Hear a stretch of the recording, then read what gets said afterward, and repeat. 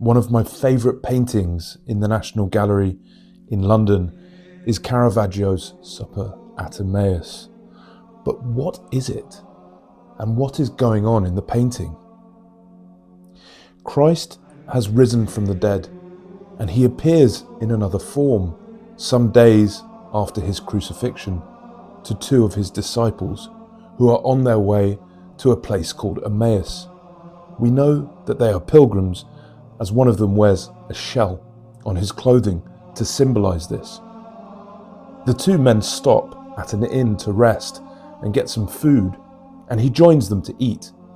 And they don't know who he is yet, but during the meal, Christ reveals himself by performing the blessing of the bread. And at that moment, suddenly, the apostles realize, it's you, Jesus Christ, and he has risen from the dead, and they are astonished. And at that precise moment when they realize, he disappears. But what we are seeing is the moment just before, when he reveals himself. Like a cinematographer, Caravaggio has painted this precise moment of revelation, which is something that he did over and over again in his paintings. For example, the calling of Matthew or doubting Thomas.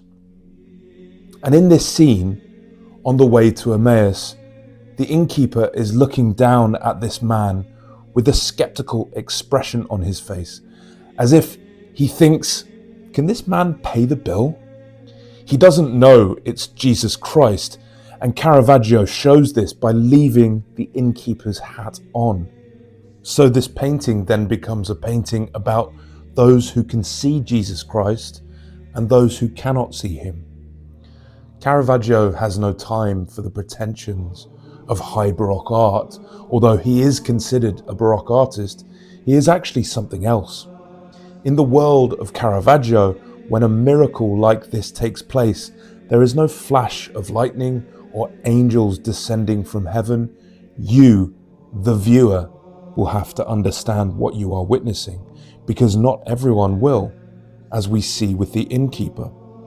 So there are those who can see the miracle take place, like the two pilgrims, and there are those who don't, like the innkeeper, who doesn't take his hat off in the presence of Jesus, who is born again. Caravaggio is asking us, the viewers, can we see it too? Can we see how God reveals himself to us? On the table, we see a bowl of fruit. Do you recognize it from somewhere else?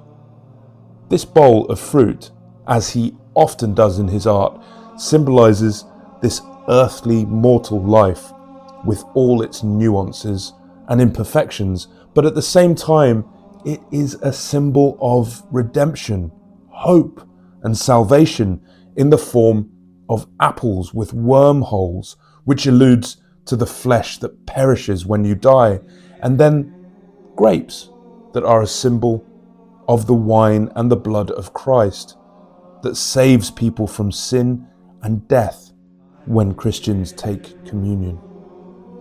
If we look even more closely at the shadow, can you see that it takes the form of a fish, which is one of the earliest symbols of Jesus Christ and his followers? And this symbolic bowl of fruit is perched right on the edge of the table, so it might fall to sin or it might be redeemed. But that question is not answered. Also, if you look at Christ's hands, one is raised to save and one is cast down to judge and condemn.